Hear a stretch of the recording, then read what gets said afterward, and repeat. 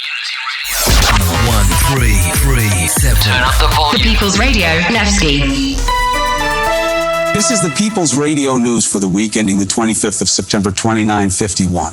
The top story this week comes from Stanton, where reports just intel of a blockade carried out by the grim hex-based faction known as Nine Tails. All the Stanton system's security recently has been focused on the incursion by Xenothreat. As a result, the Nine Tails appear to have taken advantage of the distraction by taking over a rest and relax station near Crusader.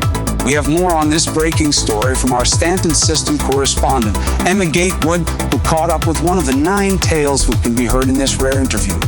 With rumors swirling that Nine Tails were behind the current blockade of stations near the planet Crusader, I reached out to my underground connects to secure an interview with one of their members. I caught up with him by comms to his ship in the Yellow Belt near Grimhex. While initially suspicious, he eventually gave the group's demands.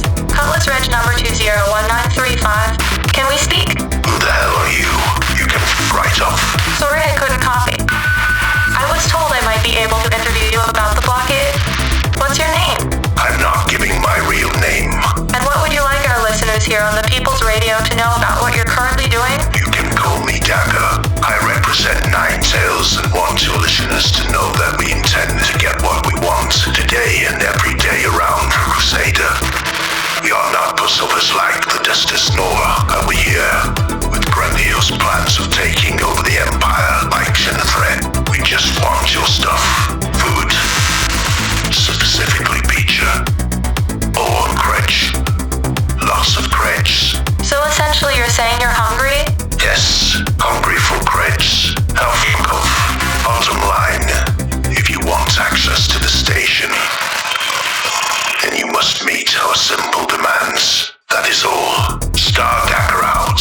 Great information. All right, Levski, back to you. That was a fantastic interview, Emma. Great stuff. Elsewhere, many are still in shock with the news that Argo Astronautics and PUV has won this year's Ship Showdown. The final votes of most loved ships and vehicles in the verse have now been counted, with Argo coming out on top.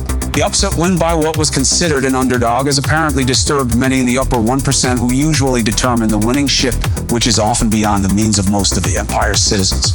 Instead, mass voting by regular citizens whose daily contact with MPUVs on the job or as personal point-to-point planetary transport is thought to have pushed the vote totals in favor of the champion. For once, the voices have been heard of people whose modest lives do not include exploring the galaxy in a Carrack or bounty hunting in a number of well-armed ships. Power to the people. A small victory, but a victory nonetheless. From all of us here at the People's Radio, I'm Bill Killian. Have a wonderful week. Stay safe and fly carefully.